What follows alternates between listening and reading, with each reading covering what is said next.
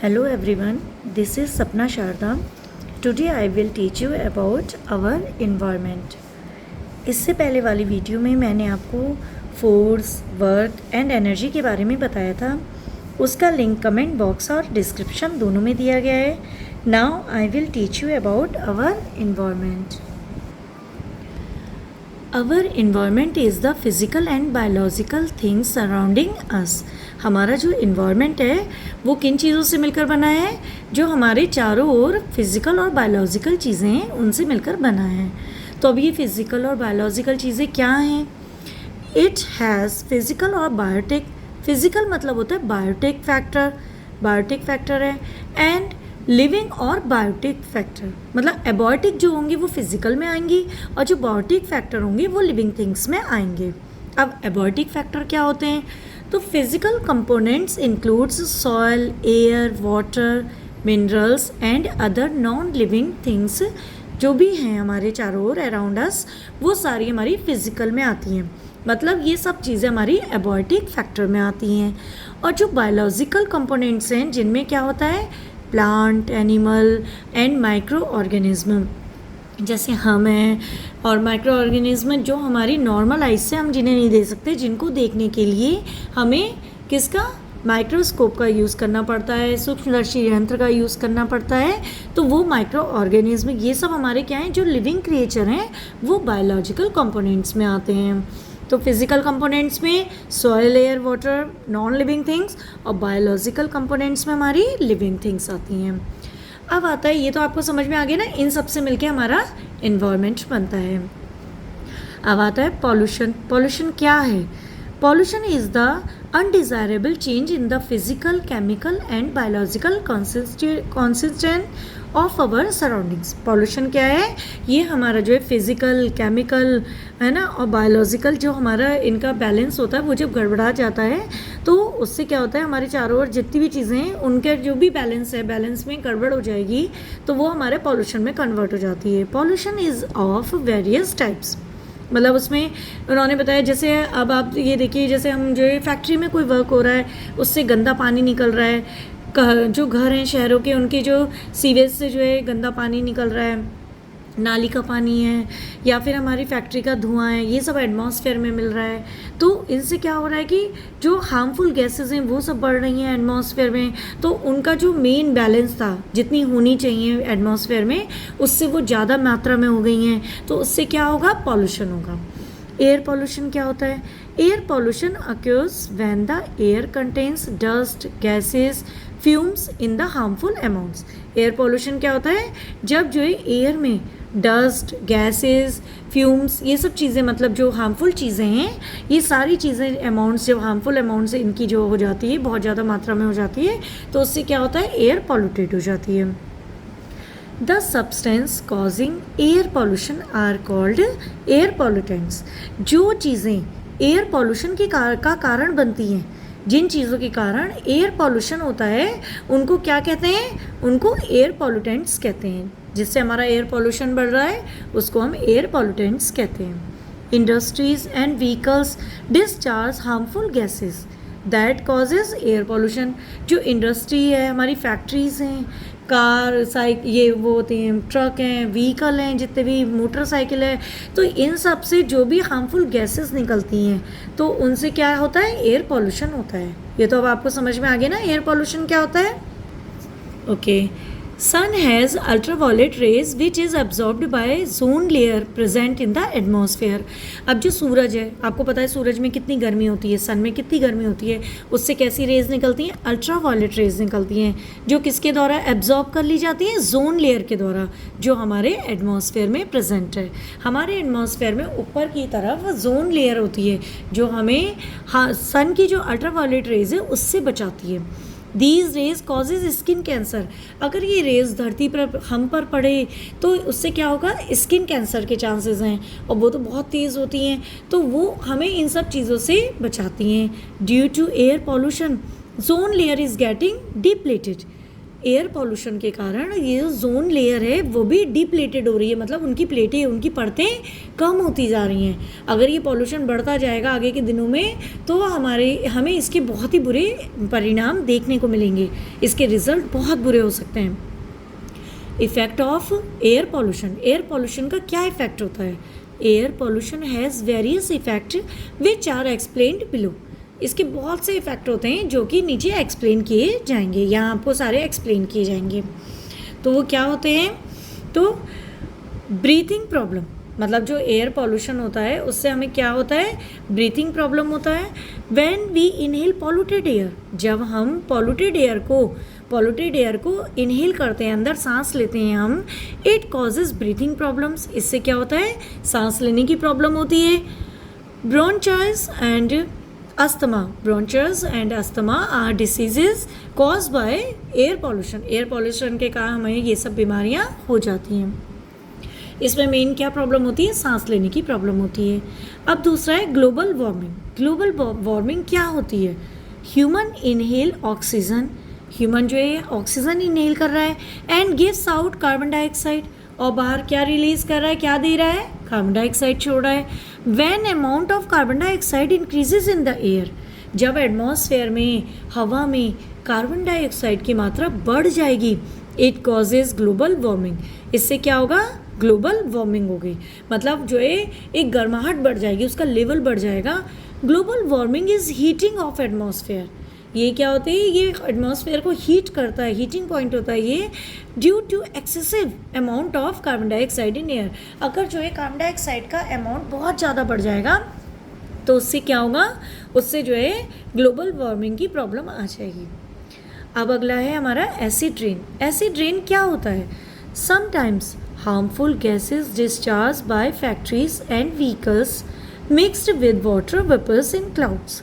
कुछ टाइम क्या होता है, कभी कभी हार्मफुल गैसेस जो कि हमारी फैक्ट्रीज से निकलती हैं, आपने देखा होगा चिमनियाँ जो होती हैं, फैक्ट्री में चिमनी लगी होती है, उनसे क्या होता है? धुआं निकलता है।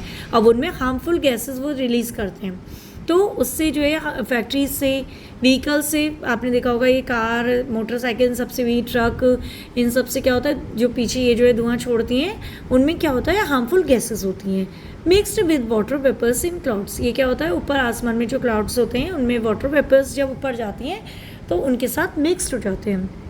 When it rains these harmful gases mixed with water vapours and comes down as acid rain. जब ये जो है रेन होती है, बारिश होती है, तो ये हार्मफुल जो गैसेस हैं ये इन वाटर वेपर्स के साथ मिक्स हो जाती हैं and comes down as acid rain. और जब ये नीचे आती हैं तो ये एसिड रेन के रूप में नीचे आती हैं। It causes damage of water. इससे क्या कॉज होता है? कि डैमेज होता है, वाटर डैमेज होता है, फॉरेस्ट डैमेज होता है, पानी भी खराब हो जाएगा, फॉरेस्ट, जंगल बर्बाद हो जाते हैं। सॉइल एंड ह्यूमन हेल्थ भी बिगड़ती है। जब हम पे वो पानी पड़ेगा तो हम पे भी नुकसान होगा। सॉइल, मिट्टी भी खराब हो जाती है। It makes soil more acidic, वो सॉइल को और ज़्यादा एसिडिक बना देगी। उससे जो सॉइल में जो पेड़ पौधे होंगे उनको भी नुकसान होगा, क्योंकि वो उसी सॉइल से तो वो अपनी सारी चीज़ें खींच रहे हैं अपनी जड़ों से, उनको भी नुकसान होगा। It also damage building and monuments. ये क्या करती है? बिल्डिंग्स और मॉन्यूमेंट्स को भी डैमेज करती है। मॉन्यूमेंट्स मीन्स जैसे कि अब आप ये देखो, ताजमहल है हमारा, वो पहले क्या है? वो संगमरमर का बना हुआ, वो कितना फेमस है, और वो जो है वाइट मार्बल का है, लेकिन अब वो धीरे धीरे पीला पड़ता जा रहा है। तो वो क्यों पड़ रहा है? Due to acidic rain. मतलब वो जो है एटमॉस्फेयर में ये जो पॉल्यूशन हो रहा है और ये जो एसिडिक रेन हो रही है, उससे जो है इन सब पे भी बुरा इफ़ेक्ट पड़ रहा है। इतना आपको समझ में आ गया होगा। अब हम आते हैं वाटर पॉल्यूशन। वाटर पॉल्यूशन क्या होता है? तो when toxic substance enter lakes river, when toxic substance enter lakes river, ocean and other water bodies, it causes water pollution. मतलब जब भी ये जहरीले, जितने भी नुकसानदायक चीज़ें होती हैं, ये सब चीज़ें जब हमारे क्या होती हैं लेक्स रिवर में, झीलों के पानी में, सागरों में, समुद्र में और अदर वाटर बॉडीज़, अलग नदी, तालाबों, इन सब जगहों पे, जहाँ अलग अलग जगहों पे जाती हैं, इट कॉजेज वाटर पॉल्यूशन। इससे क्या होता है? वाटर पॉल्यूशन होता है, वाटर पॉल्यूटेड हो जाता है। इट हैज़ मैनी सोर्सेज, इसके बहुत सारे कारण हो सकते हैं। Sewage from cities is thrown into water without treatment. Sewage from cities मतलब जो शहरों का जो नालियों का गंदा पानी होता है वो भी वाटर में मिला दिया जाता है, डाल दिया जाता है बिना किसी ट्रीटमेंट के, उसको बिना क्लीन करे वह ऐसे ही डाल दिया जाता है। Drinking polluted water causes disease like jaundice, typhoid and diarrhoea etcetera. अगर हम जो है गंदा पानी पॉल्यूटेड गंदा जो है पीने का पानी होगा हमारा, पॉल्यूटेड पानी हम जो पिएंगे तो वो जो ड्रिंकिंग वाटर जो पॉल्यूटेड है उससे क्या होगा, बीमारियाँ होंगी जैसे जॉन्डिस है, ये सब पेट की प्रॉब्लम है, पेट की बीमारियाँ हैं, टाइफाइड है और ये जो है डायरिया, सब इसमें उल्टी दस्त ये सब प्रॉब्लम चलती हैं। तो ये सब पेट खराब होगा गंदे पानी से, तो ये सब प्रॉब्लम्स हमें फेस करनी पड़ सकती हैं। फैक्ट्रीज़, ये देखिए आप देख रहे हैं ना, ये नदी पानी है, ये देखिए और इसमें ये सब गंदगी पड़ी हुई है, वाटर है लेकिन ये कितना ज़्यादा पॉल्यूटेड हो गया है, इसमें कूड़ा भी डाल रखा है, सब चीज़ इसी में, पॉलीथीन्स हैं, ये सब चीज़ें, तो ये सब पॉल्यूटेड कर रही हैं। अब आता है फैक्ट्रीज डिस्चार्जेस हार्मफुल केमिकल। फैक्ट्रियों से जो हार्मफुल केमिकल निकल रहा है डायरेक्टली इनटू वाटर, पानी में डायरेक्टली जा रहा है, which causes damage to aquatic plants and animals. जिससे क्या डैमेज हो रहे हैं, एक्वेटिक प्लांट्स एंड एनिमल्स, पानी में रहने वाले जो भी मतलब जो प्लांट्स हैं पानी के और जो एनिमल्स हैं प्लांट्स, अब उनको क्या है, गंदा पानी होगा तो उनको भी सांस लेने में प्रॉब्लम होगी, उन्हें भी मतलब जो उन्हें कार्बन डाइऑक्साइड या जो भी वो चीज़ उनकी ज़रूरत की है वो दिक्कतें होंगी। एनिमल्स का क्या है, पानी के ऊपर अगर गंदगी की लेयर हो जाएगी तो वो जो है प्रॉब्लम हो जाएगी उनके लिए, पानी पॉल्यूटेड होगा तो उन लोगों के लिए काफ़ी ज़्यादा प्रॉब्लमेटिक होगा, है ना। तो ये सब वाटर पॉल्यूशन से हमें ही नहीं, एक्वेटिक एनिमल्स, एक्वेटिक प्लांट्स और लोगों को भी सारी चीज़ों की प्रॉब्लम फेस करनी पड़ सकती है। क्लियर, इतना आपको क्लियर हो गया है? ओके, अब हम बताएंगे आपको सॉइल पॉल्यूशन। भाई हमने लैंड पॉल्यूशन वो देख लिया, हमने वाटर पॉल्यूशन देख लिया, एयर पॉल्यूशन देख लिया, अब सॉइल पॉल्यूशन क्या होता है। Land gets polluted when we dump garbage. ये जो ज़मीन है, ये भूमि है हमारी, पॉल्यूटेड हो जाती है, मिट्टी पॉल्यूटेड हो जाती है व्हेन वी डंप गार्बेज। जब हम उसमें जो है कूड़ा कचरा फेंकते हैं तो वो क्या हो जाती है, पॉल्यूटेड हो जाती है। Wastage are two types, wastage दो तरह के होते हैं। ये देखिए आप कितना कूड़ा कचरा ये सब लोग जो है फेंके हुए हैं, यहाँ पर कितना कूड़ा इकट्ठा है, तो ये भी तो पॉल्यूशन ही है। तो वेस्टेज टू टाइप्स के होते हैं, कैसे होते हैं, biodegradable and non biodegradable. Wastage जो है दो तरह के होते हैं, बायोडिग्रेडेबल और नॉन बायोडिग्रेडेबल। बायोडिग्रेडेबल क्या होता है, things like fruits, vegetable peels, papers etcetera. मतलब जैसे फल हैं, सब्जियों के छिलके हैं, मतलब सड़े हुए फल हो गए, ख़राब फल हैं, सब्जियों के छिलके हैं, पेपर है, ये सब हमारे क्या है, बायोडिग्रेडेबल थिंग्स है। Get decay and mixed with soil, ये तो हमारी नष्ट हो जाती हैं और मिट्टी में मिक्सड हो जाती हैं, है ना, ये तो उसी में मिल जाती हैं, ये तो इतने प्रॉब्लमेटिक नहीं है।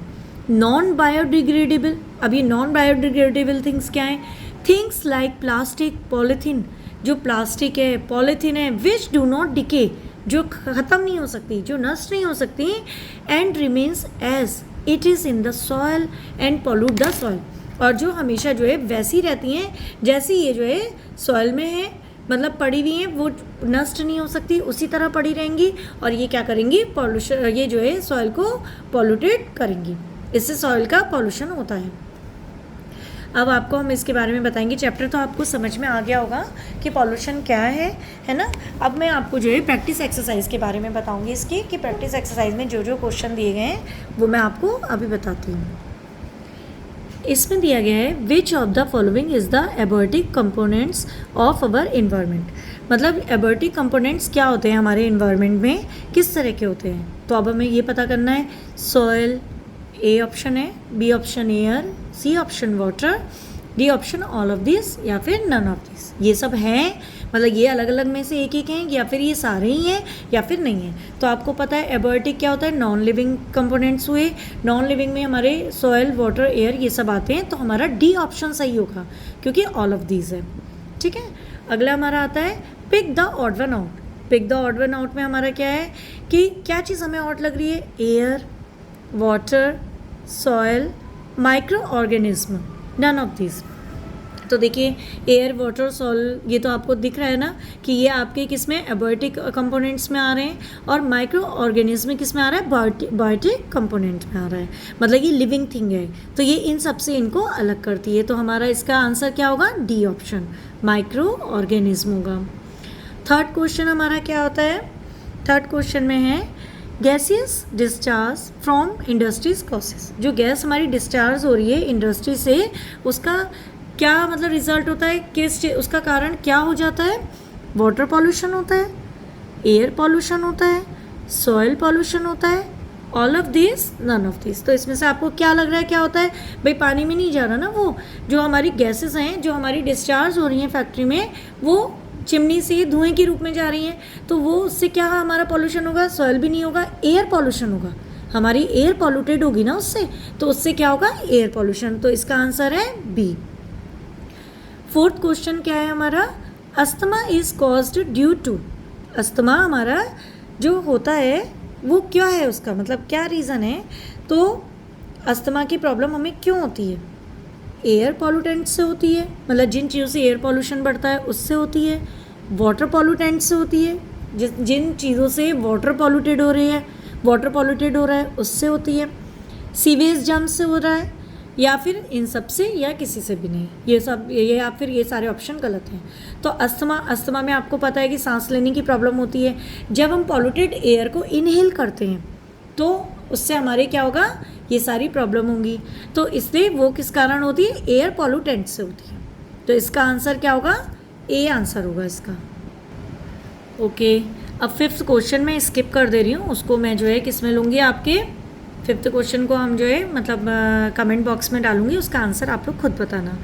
अब आते हैं हम अपने सिक्स क्वेश्चन में। Diarrhoea is cause due to, diarrhoea किस कारण होता है? तो डायरिया जो है एयर पॉल्यूशन के कारण होता है, ए ऑप्शन है। बी ऑप्शन वाटर पॉल्यूशन के कारण होता है, सी ऑप्शन सॉइल पॉल्यूशन के कारण होता है, या डी ऑल ऑफ दिस या नन ऑफ दिस। तो डायरिया किस कारण होता है?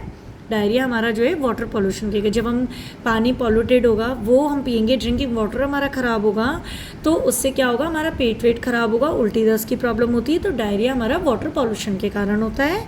तो इसका आंसर क्या होगा हमारा? बी, हमारा जो है बी ऑप्शन जो है राइट होगा। 7 क्वेश्चन हमारा है pick the odd one out, जो भी आपको ऑड लग रहा है उसको आपको पिक करना है। तो क्या है? Diarrhoea, typhoid, bronchitis, jaundice, none of this.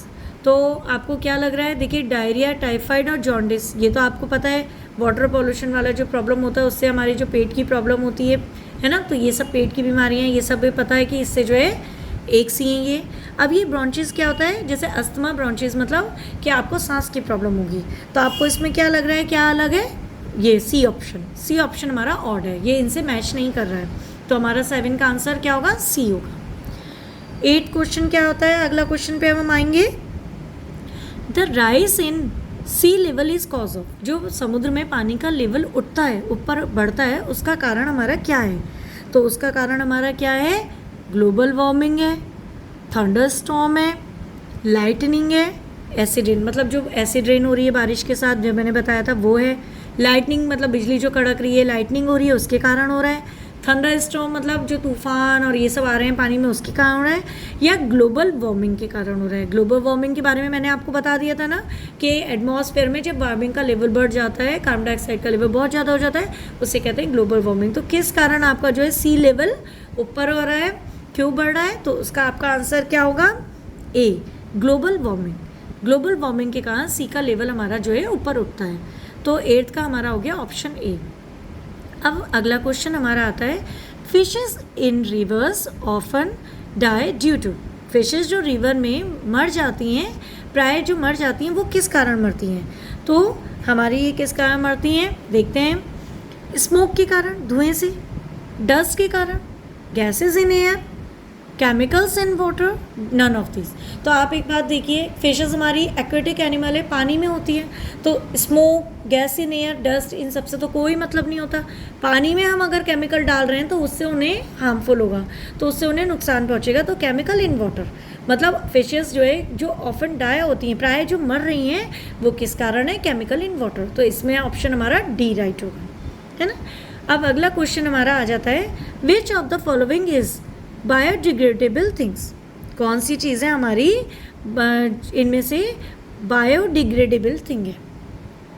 तो polythene, plastic, paper, all of this, none of this. तो आपको क्या लग रहा है भाई? बायोडिग्रेडेबल थिंग्स क्या थी? पॉलीथीन और प्लास्टिक तो थी नहीं, है ना। हमने आपको क्या बताया था, ये पॉलीथीन और प्लास्टिक हमारी नॉन बायोडिग्रेडेबल थिंग है, नॉन बायोडिग्रेडेबल थिंग है पॉलीथीन और प्लास्टिक। तो हमारा पेपर आ जाता है, तो पेपर हमारा जो है बायोडिग्रेडेबल थिंग है ना। तो विच of the following is biodegradable thing? Paper. तो इसका हमारा ऑप्शन क्या आ जाएगा? सी। तो सी इज राइट आंसर। अब मैंने जो है आपको ये पूरा चैप्टर समझा दिया है। इसमें जो एक क्वेश्चन मैंने स्किप किया है उसको मैं जो है कमेंट सेक्शन में डाल दूंगी। अब जैसे ये पूरा चैप्टर मैं हमारा कंप्लीट हो गया है, उसमें 5th क्वेश्चन हमारा था global warming is caused due to increase in the amount of. Global warming हमारी किस कारण से बढ़ती है, किसकी अमाउंट जब ज़्यादा हो जाती है? बहुत सरल है। ए ऑप्शन कार्बन डाइऑक्साइड की मात्रा बढ़ जाती है एटमॉस्फेयर में, बी ऑप्शन है oxygen, C A chlorine, D all of this और नन ऑफ दिस। इसमें मैं आपको कुछ भी हिंट नहीं दूंगी, ये इसका आंसर आपको कमेंट सेक्शन में चैप्टर के अकॉर्डिंग, मतलब चैप्टर में मैंने पीछे समझा रखा है, तो आप अपने आप आंसर लिखिएगा, कमेंट सेक्शन में आप लिख दीजिएगा उसका आंसर, है ना। तो अब आपको ये चैप्टर उम्मीद करती हूँ कि समझ में आया होगा। मैंने जिस तरह से पढ़ाया है, आराम से, छोटे बच्चे होते हैं वो धीरे धीरे समझते हैं, प्यार से समझते हैं। मैं उन्हें बहुत जल्दी जल्दी नहीं पढ़ाना चाहती हूँ ताकि वो उनको अच्छे से समझ में आए। तो अगर आपको मेरी वीडियो पसंद आई है तो प्लीज़ वीडियो को लाइक करें, चैनल को सब्सक्राइब करें, बेल नोटिफिकेशन को ऑल पर सेट कर दें जिससे मेरी सारी वीडियोस आप तक पहुंच सके। अब उसके बाद मैं नेक्स्ट चैप्टर पढ़ाऊंगी, तो उसमें मैं आपको जो है, एक मिनट में देखती हूँ इसके बारे में, अवर यूनिवर्स हमारा अगला चैप्टर आएगा, अवर यूनिवर्स। तो इसके बारे में मैं आपको बताऊंगी। तो ये हमारा अगला चैप्टर होगा, है ना। तो आपको अगर वीडियो पसंद आ रही है तो प्लीज़ इसे ज़्यादा से ज़्यादा सब्सक्राइब करिए, शेयर करिए और बेल नोटिफिकेशन को ऑल पर सेट कर दीजिए ताकि सारी वीडियोस मेरी आप तक पहुंच सकें। और बच्चे जो नहीं पढ़ पाते हैं, जो लोग ट्यूशन नहीं लगा पा रहे हैं, उनको भी ये चीज़ें शेयर करिए, उन तक भी ये चीज़ें पहुंचाइए ताकि वो इनको पढ़ सकें, है ना। और वो जो है जो फ़ीस पे नहीं कर पा रहे हैं, घर बैठे वो पढ़ाई कर सकें। थैंक यू, आप लोग मुझे सपोर्ट करिए, आप लोगों के सपोर्ट की ज़रूरत है मुझे। ये मेरा स्टार्टअप है, अभी मैंने स्टार्ट किया है। अगर आप लोग मुझे सपोर्ट करेंगे तो मुझे मोटिवेशन मिलेगा। मुझे बहुत ज़्यादा ज़रूरत है मोटिवेशन की और मैं अपनी ओर से मेहनत कर रही हूँ। तो नेक्स्ट चैप्टर में हम लोग मिलते हैं।